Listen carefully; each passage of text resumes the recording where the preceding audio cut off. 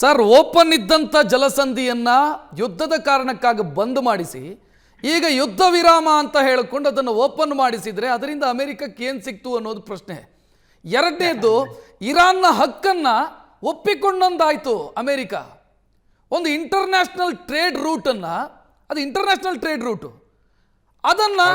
ಅದು ಇರಾನಿಗೆ ಸೇರಿದ್ದು ಅಂತ ಪರೋಕ್ಷವಾಗಿ ಒಪ್ಕೊಂಡಂಗಾಯ್ತು ಅಮೆರಿಕ. ಏನು ಸಿಕ್ತು ಸರ್ ಅಮೆರಿಕಾಗೆ ಇದರಿಂದ? ಈಗ ನೋಡಿ, ಈ ಒಂದು ಜಲಸಂಧಿ ಏನಿದೆ, ಹೊರ್ಮುಜ್ ಜಲಸಂಧಿ 33 ಕಿಲೋಮೀಟರ್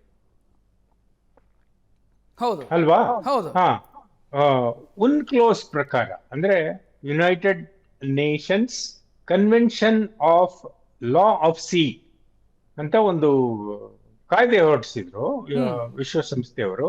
ಅದ್ರ ಪ್ರಕಾರ ಎಲ್ಲೆಲ್ಲಿ ಈ ಒಂದು ಹತ್ರ ಇರುತ್ತಲ್ಲ, ಈಗ ನೋಡಿ, ಭಾರತ ಮತ್ತು ಶ್ರೀಲಂಕಾದ ನಡುವೆನೂ ಒಂದಿಷ್ಟು ಹತ್ರ ಇದ್ದೇವೆ.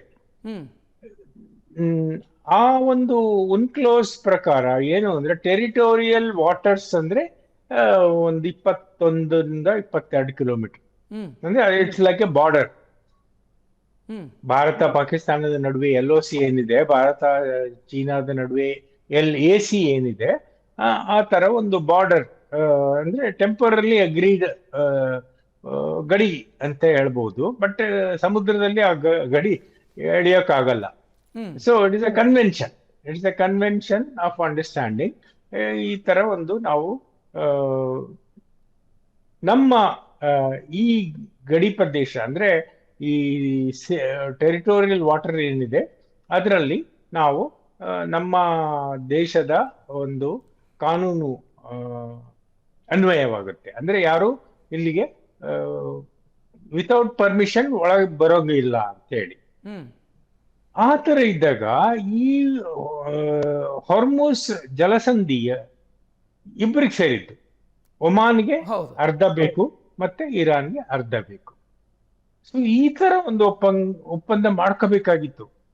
ಅಮೆರಿಕ ಈಗ ಒಪ್ಕೊಂಡ್ಬಿಟ್ಟಿದೆ ಇದು ಇರಾನ್ದೆ ಅಂತೇಳಿ. ಹೌದು, ಇರಾನಿಗೆ ಇನ್ನೂ ಬಲ ಬಂದ್ಬಿಡ್ತು. ಆಯ್ತು, ಅಮೆರಿಕನೇ ಒಪ್ಕೊಂಡ್ಮೇಲೆ ನಮ್ದೇನು ಅಂತ ಹೇಳಿ. ಸರ್, 87 ವರ್ಷದ ಹಣ್ಣು ಮುದುಕ ಇವತ್ತೋ ನಾಳೆನೋ ಸತ್ತು ಹೋಗ್ತಿದ್ದ. ಆತನನ್ನ ಕೊಂದು ಹಾಕಿ ಆಡಳಿತ ಬದಲಾವಣೆ ಅಂತ ಹೇಳ್ತು ಅಮೆರಿಕ. ಆಡಳಿತದ್ದೇನು ಬದಲಾವಣೆ ಆಗಲಿಲ್ಲ.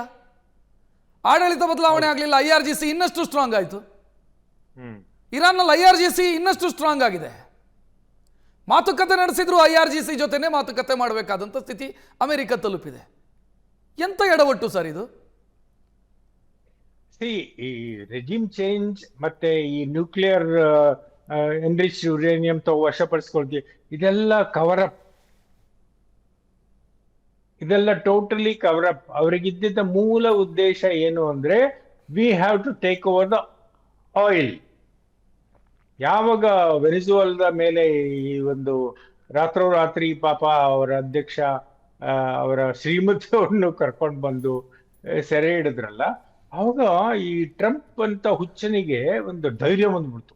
ನಾವು ಇನ್ಮೇಲೆ we can do the same thing in Iran ಅಂತೇಳಿ.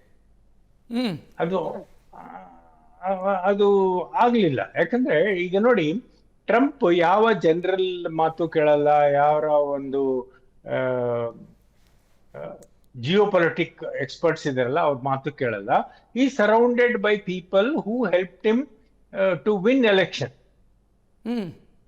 ಅವ್ರಿಗೆ ದುಡ್ಡು ಕೊಟ್ಟು ಎಲೆಕ್ಷನ್ ವಿನ್ ಮಾಡಿದ್ರು.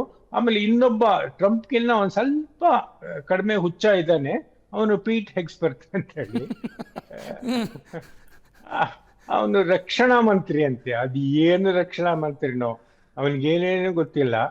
But fortunately the generals are doing A very good work. ಈಗ ನೋಡಿ, ಮೊನ್ನೆ ಒಬ್ಬ F-15 ಯಾವಾಗ ಅಪಘಾತ ಆಯ್ತು, ಪೈಲಟ್ ಅಂತೂ ರಕ್ಷಣೆ ಮಾಡ್ಬಿಟ್ರು. ಇನ್ನೊಬ್ಬ ಹಿಂದ್ಗಡೆ ಸೀಟ್ ನಲ್ಲಿ ಕುತ್ಕೊಂಡಿದ್ದನು, ಈ ವಾಸ್ ಎ ವೆಪನ್ ಆಪರೇಟರ್. ಈ ವಾಸ್ ನಾಟ್ ಎ ಪೈಲಟ್, ಈ ವಾಸ್ ಎ ವೆಪನ್ ಆಪರೇಟರ್. ಅವನು ಹೋಗಿ ಒಂದು ಗುಡ್ಡದ ಮೇಲೆ ಹತ್ಕೊಂಡ್ಬಿಟ್ಟು somehow they managed to rescue him at a very, very high cost. ಅವರ ಹೆಲಿಕಾಪ್ಟರ್ಗಳು ಸುಟ್ಟೋದು, ಅವರ C-130 ಸುಟ್ಟೋದು, ಆಮೇಲೆ ಎಷ್ಟು ಜನ ಇವ್ರು ಹೇಳ್ಕೊಳ್ಳಲ್ಲ, ಅವ್ರ ಕಡೆ ಸೈನಿಕರು ಹೋಗಿರ್ತಾರೆ. But it was a good operation. As a pilot, I can say it is one of the very good operation to rescue another airman who was stuck in an enemy country. But ಈ ತರ ಒಂದು ಸನ್ನಿವೇಶದಲ್ಲಿ ಜನರಲ್ಗಳು ಮಾತುಗಳು ಬಹಳ ಮಹತ್ವವಾಗಿರುತ್ತೆ. ಅವ್ರು ಹೇಳಿದಾಗೆ ಕೇಳಬೇಕು. Sir ಇಲ್ಲಿ ಆಗಲ್ಲ.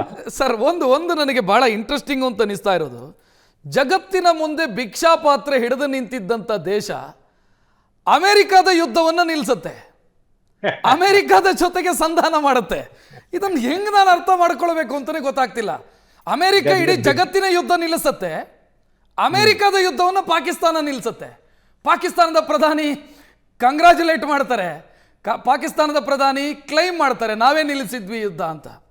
ಹೆಂಗ್ ತೆಗೆದುಕೊಳ್ಬೇಕು ಸರ್ ಇದನ್ನ? ಈಗ ನೋಡಿ, ಟ್ವಿಟರ್ಗಳು ನೀವು ಫಾಲೋ ಮಾಡಿದ್ರೆ ಈ ಶಹಬಾಜ್ ಶರೀಫ್ಗೆ ಒಂದು ಡ್ರಾಫ್ಟ್ ಬರುತ್ತೆ. ಡ್ರಾಫ್ಟ್ ಅಂದ್ರೆ it is not a final statement, it is to be considered. ಹೌದು. ಸೊ ಯಾವಾಗ ಟ್ರಂಪ್ ಇಂದ ಈ ತರ ಡ್ರಾಫ್ಟ್ ಬರುತ್ತೋ ಅದೇ ತರ ಅವನು ರೀಟ್ವೀಟ್ ಮಾಡ್ತಾನೆ. ಅಂದ್ರೆ without even deleting that word draft for approval. ಹೌದು, ನೋಡಿದೆ. ಇದು ನಿಜವಾಗ್ಲೂ ಹಾಸ್ಯಾಸ್ಪದ ಅಂತ ಹೇಳ್ಬೇಕು. ಇದರಲ್ಲಿ ಏನೇನು ಪಾಕಿಸ್ತಾನ ಮೊಟ್ಟ ಮೊದಲಿಗೆ ಯಾಕೆ ಇದನ್ನೆಲ್ಲ ಮಾಡ್ತಾ ಇದ್ದಾರೆ ಅಂದ್ರೆ, ಹೆಂಗಾದ್ರೂ ಮಾಡಿ ಸೌದಿ ಅರೇಬಿಯಾ ದುಡ್ಡು ವಾಪಸ್ ಕೇಳ್ತಾ ಇದೆ, UAE ವಾಪಸ್ ಕೇಳ್ತಾ ಇದೆ, ಅದರಿಂದ ತಪ್ಪಿಸ್ಕೊಳ್ಳೋಕೆ ದುಡ್ಡೇ ಇಲ್ಲ ಅವ್ರ ಹತ್ರ, ಬಿಕಾರಿಗಳು. ಸೊ ಇವ್ರ ಹತ್ರ ತಪ್ಪಿಸ್ಕೊಳ್ಳೋಕೆ ಮತ್ತೆ ಅಮೆರಿಕದ ಜೊತೆಗೆ ಕೂಡ್ಕೊಂಡ್ರೆ ಒಂದಿಷ್ಟು ಟ್ರಂಪ್ ಮೊದಲೇ ಹುಚ್ಚ ಅವನು, ಇವನೊಂದಿಷ್ಟು UAEಗೂ ಸೌದಿ ಅರೇಬಿಯಾಗೂ ಹೇಳ್ತಾನೆ, ಪಾಕಿಸ್ತಾನದಿಂದ ಸದ್ಯಕ್ಕೆ ಏನು. ಸರ್ ಈಗ ಪಾಕಿಸ್ತಾನದ ಪರಿಸ್ಥಿತಿ ಏನು ಅಂತ ನಮ್ಗೆ ಗೊತ್ತಿದೆ. ಆದ್ರೆ ಜಗತ್ತಿರಲ್ಲ 10-12 ಯುದ್ಧವನ್ನು ನಿಲ್ಲಿಸಿದವನು ನಾನು ಅಂತ ಹೇಳಿದಂತ ಡೊನಾಲ್ಡ್ ಟ್ರಂಪ್ ಪಾಕಿಸ್ತಾನದ ಮಾತುಕತೆ ಮುಖಾಂತರ ಯುದ್ಧ ನಿಲ್ಲಿಸ್ತಾರೆ, ಯುದ್ಧ ವಿರಾಮ ಘೋಷಣೆ ಮಾಡ್ತಾರೆ ಅಂತಂದ್ರೆ ಅಮೆರಿಕದ ಅಧಪತನ ಅಲ್ವಾ ಸರ್ ಇದು? ಅಲ್ಲ, ಅವನಿಗೊಂದು ಕಳ್ಳಿಗೊಂದು ಪಿಳ್ಳೆನವ ಅಂತ ಹೇಳ್ತೀವಲ್ಲ, ಒಂದು ಪಿಳ್ಳೆನವ ಬೇಕಾಗಿತ್ತು. ಆ ಪಿಳ್ಳೆನವ Pakistan. He cannot talk to Modi, and Modi is of a very high stature. So ಈ ಕಳ್ಳರು ಇದಾರಲ್ಲ, ಈ ಮುನ್ನಾ Asif ಮುನೀರು, they are all easily pliable agents. So it is easy for him to escape. See, ಪಾಕಿಸ್ತಾನಕ್ಕೆ ಇನ್ನೇನು ಗತಿ ಇಲ್ಲ, ಬರೀ ಅವರಿಗೆ ಇಲ್ಲಿಂದ ದುಡ್ಡು ಬಂದ್ರೆ ಸಾಕು ಅಂತೇಳಿ. ಅಮೆರಿಕಕ್ಕೆ ಒಂದು ಇದು ಬೇಕಾಗಿತ್ತು, ಸಮ್ ಫಾಲ್ಸ್ ನೆಪ ಬೇಕಿತ್ತು, ಎಸ್ಕೇಪ್ ಆಗೋದಕ್ಕೆ ನೆಪ ಬೇಕಿತ್ತು. ಅಷ್ಟೇ. Yes, thank you sir, thank you Suvarna news ಜೊತೆಗೆ ಮಾತನಾಡಿದ್ದಕ್ಕೆ.